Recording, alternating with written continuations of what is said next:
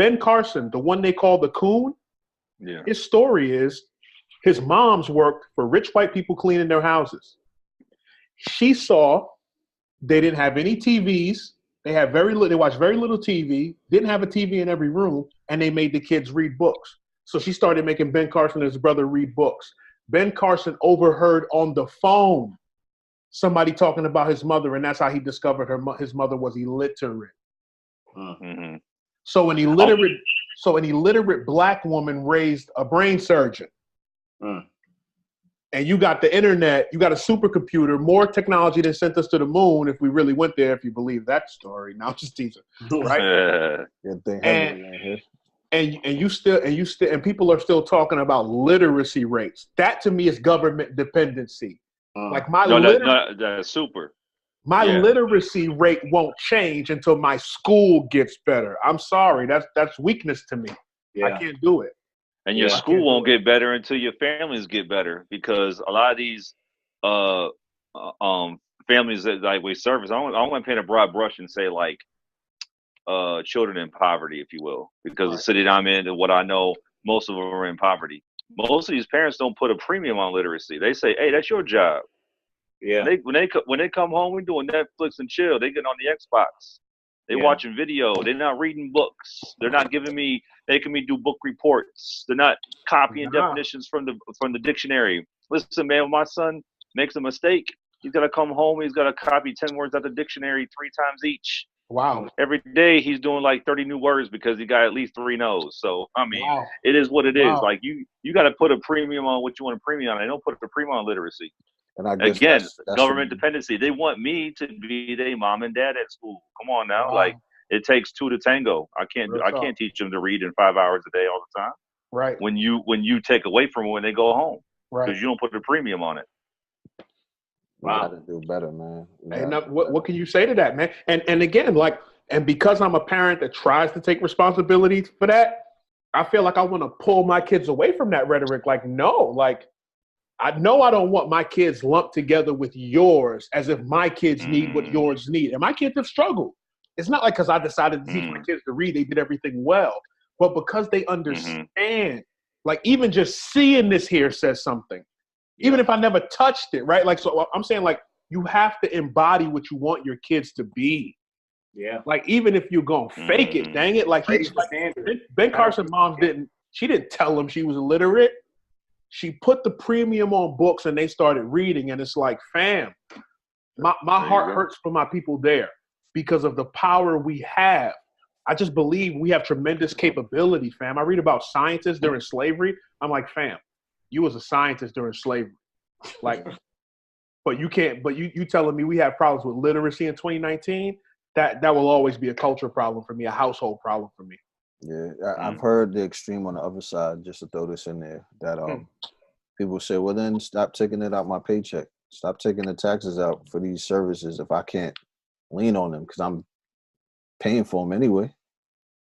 If I may, my kids went to school to reinforce what I taught them. Right? I'm talking about literacy. Right. Like that's what I mean when you want the government to be more than it was intended to be. The government is not a parent. You're supposed to be playing peekaboo, teaching numbers and letters when they're 2 and 3 years old. Mm-hmm. So they're not supposed to get to 4th grade. They're not supposed to get to kindergarten and not know at least ABCs. Come on, man. Come on, you can learn. Listen, man. You can learn ABCs from Yo Gabba Gabba and Barney, man. Listen, I said this before in the chat group, and I said this to Voss before. Why is it when I got kids from refugee status camps that are running away from ISIS camps to use for shield and to get killed come to my school, and in 3 to 5 years they outperform my domestic students? Why? Come on, man. They pay like they can't read. They don't even know English like that, but they come in here and they can put a premium and they killing my kids, man. It's definitely I got kids. It's just crazy to me. It's definitely cultural. Like if we're gonna keep it 100, and that's why I think like having this group of us talking, because I value the outlook in a certain way that we're gonna be as honest as we can be from our perspective, right? So with that said, like if we're gonna keep it 100, a lot of the bad kids in my class growing up were the black kids. And when you see some of their parents, not all, because I've seen PTA come and the parent come and they're like, I ain't raised you like that. Right. But they're getting influenced by the other kids. Right. And their parents come and just don't care nothing Right. about nothing. You know what I'm saying? And I'm coming from a household where, like, I was lazy in school, but I was a high performer because I was always smart. Like, I was a kid that used to come to class like I was on the block. I have no bags, no books. I used to just come in there. I used to be like this. But I'm paying attention, though. I'm absorbing. So when test day come, I'm banging out 95s, 96s. Wow. And the teacher would always, listen, my mother would tell you, all my teachers in school, from elementary to high school, it's like, you know what he could be if he tried? Wow. But the reason I even had those components, partly is my personality. Two is that I have a West Indian upbringing. We had to read at home. That wasn't different. You want to go play outside? It's different. You got to go read. I had to do like a book report at home outside of school. Different. Wow. You know what I'm saying? Different. Oh, you want the Nintendo? You can get it, but you got to do this. Wow. You know what I'm saying? So, and then when I hear conversations or I'm around other conversations, I have certain knowledge on things and I can chime in, and I'm in rooms that I shouldn't even quote unquote be in per se. Wow. Because I had these ways as a child, you know what I'm saying? So I'm seeing, and then when I go to some of my friends' houses and they just do whatever they want to do, and I'm like, word? There's no reading nowhere. Like that's what y'all doing? Like, right. You know. Wow. And like how you talk about kids, we get teased or whatever. Like it was a joke in my family. My cousins stayed having book reports, and if you came to visit them, you had to read. Wow. So it'd be like, I ain't going to auntie crib today. Right. Yeah, it's sad because it's a culture that we fostered. And a lot of, we all know that slavery and, the plight that we've been through has attributed to it. But it's only we can stop it. We can't depend on the government to stop it. We must stop it. But here's the thing. Yeah. Like we talked about this before, like we fostered a notion that learning is uncool. It doesn't matter how many reading rainbows or how many videos say, read, that's fun, that's nice. But not when we know that if I read or if I care about school or whatever, I'm a lame. Yo, Meech. Reading is cool if you a killer and a gangbanger first. Right. Then they'll be like, oh, but he's smart though. Yep.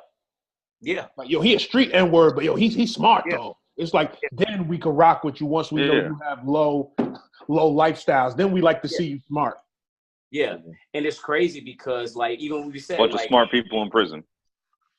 Right. But like, you go outside, I say this joke because I've seen it before. It's like three dudes got to go outside. One dude come out with gloves and the other dude's like, oh man, this dude got gloves, man. Are you prepared? Like, yeah, I'm prepared. Like, why can't I be prepared? Like, why can't I be organized? Like, why can't we really celebrate it? Like, what we know is just criminal and educational rebellion. Right. It was cool. That's why. But let me say the last thing, and it's still happening today. We're all older and we have children. You go to those schools, man. It's still like that today. It has not changed. And that's why I feel like, I mean, I ain't bike riding, but that's why I feel like Grow the Heck Up is important, because Voss makes it look cool to be smart, and that's what matters. And it might sound funny, but me and my cousin talk about this. Like, me and him have always been that in our communities. It was cool to be saved because of us, because of my crew. You know what I'm saying? It was cool to love God. It was cool because we don't come off as squares, and we're not trying. They know this is how we always been. And we would kind of make them feel uncomfortable. Like, what? You don't know what this word mean? Where you been at? Oh, you don't know what's going on? Like, we might bring up something in current events, and we'd be like, what? And they would feel challenged to come meet us up here. You know what I'm saying? So the thing is, as cheesy as it might sound, it got to look cool to be excellent. Presentation matters, bro. I mean, like, you know, the movement you was doing also the savage intellectual, like that mindset. Like presentation matters to be like, yo, like the way he delivers and he talks and he's talking this and talking that, like, yo, that sounds attractive. Like presentation matters to be a savage in certain things and want to be learned in all things. Right, you know, like when my wife goes and speaks to these students at schools doing the photography programs or like speaking or whatever, like she makes it cool to be like informed. Like, yo, like she looked like me. She dressed a little like me. And look how she talked. Look how she carried. Oh, she got this. Oh, she doing that. She started her business. Like she make it seem it's attainable and reachable. And I'm gonna make I'm gonna make like a little side caveat statement, not to take it away, but that's why I think there needs to be more black male and female teachers in schools, man. All these kids seeing a bunch of me, man. They see me. They see me. They see me and white women, bro. They don't see no one that look like them, man. So it's like, who are you? What do you know, man? If we could increase the ratio by like 25%, man, like, I don't know why the deficit is, bro. To be honest, I can't answer that. Like, I don't know why we don't see more black male or female teachers in the building. I talk in dualities when we talk about these subjects because there comes the realism that we got to take responsibility and take control.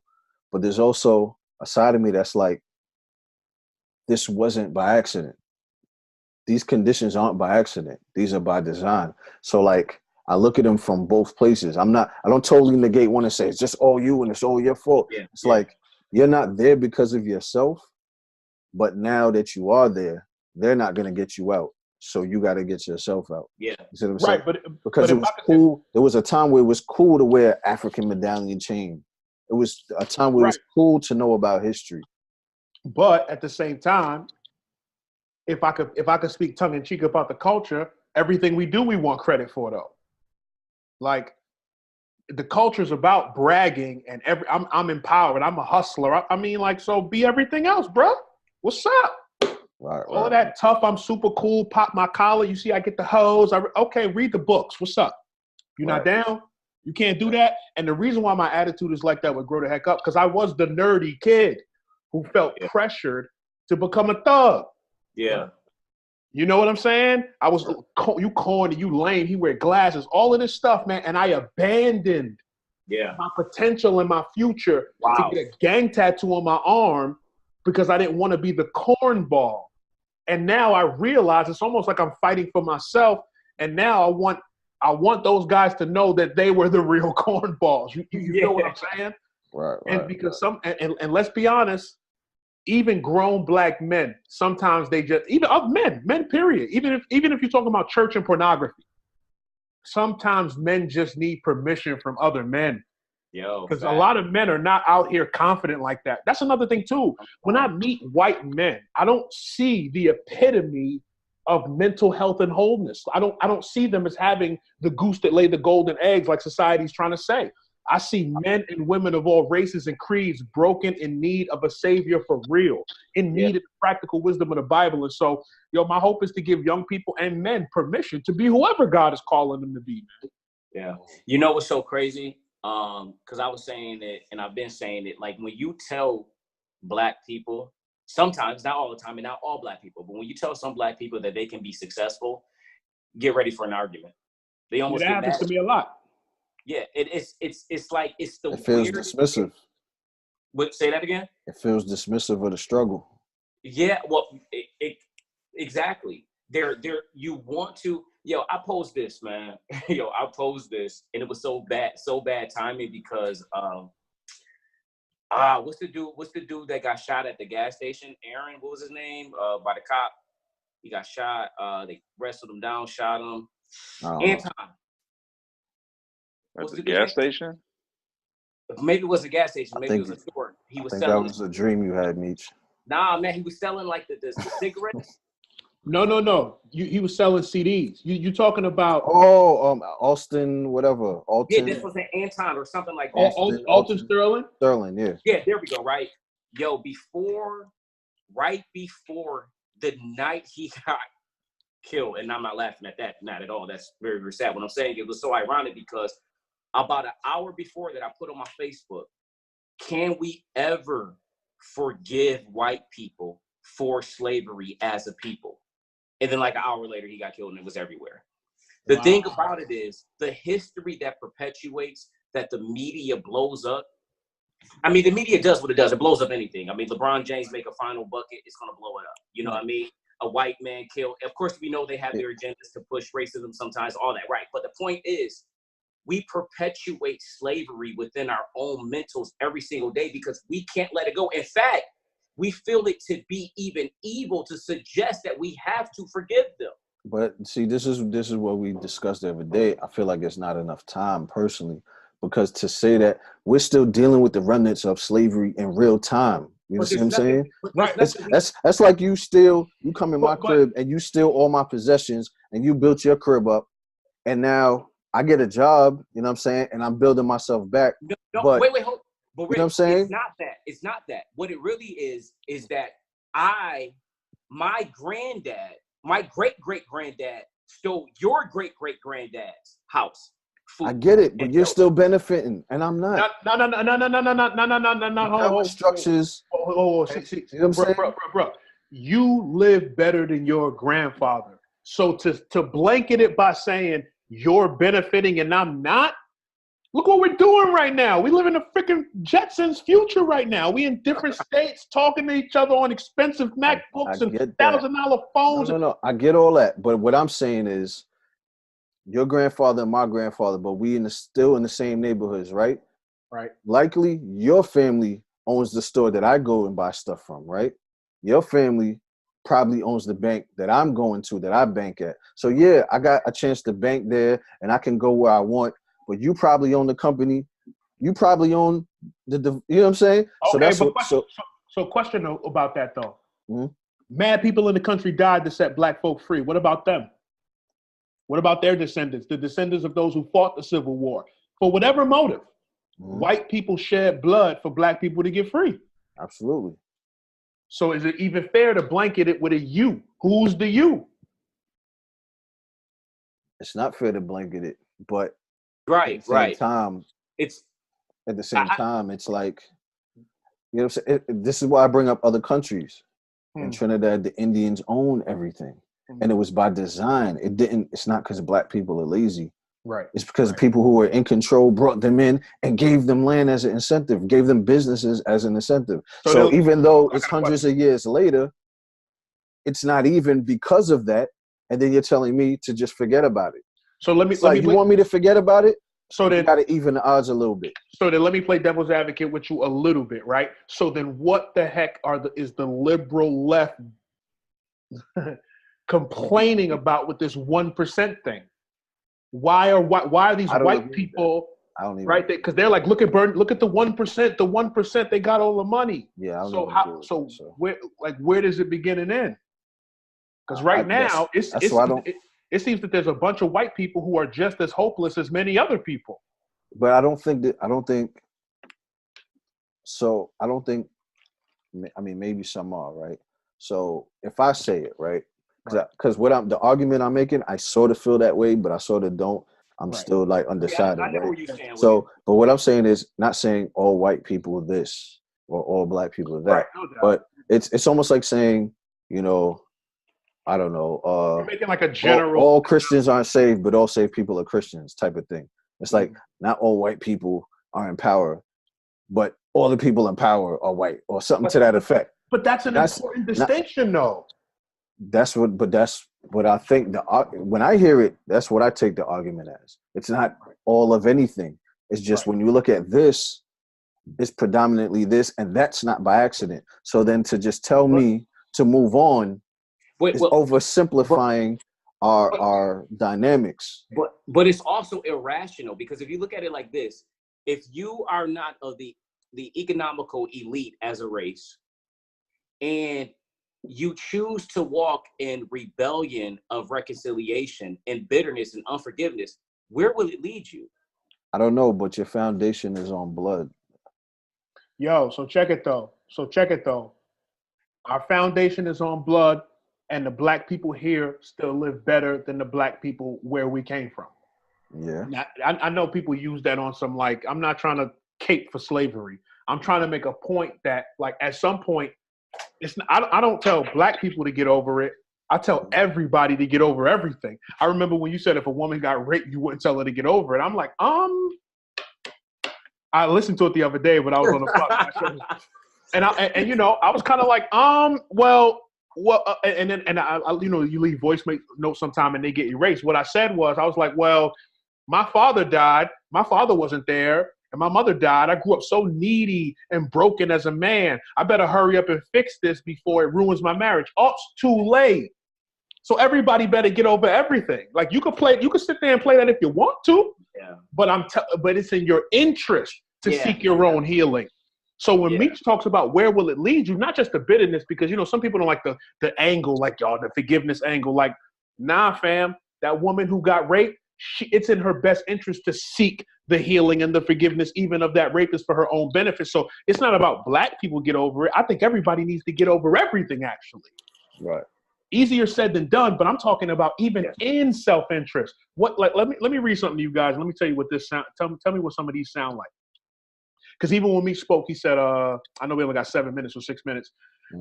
Listen to it. Though conscious of the difficulty of learning without a teacher, I set out with high hope and fixed purpose at whatever cost or trouble to learn how to read.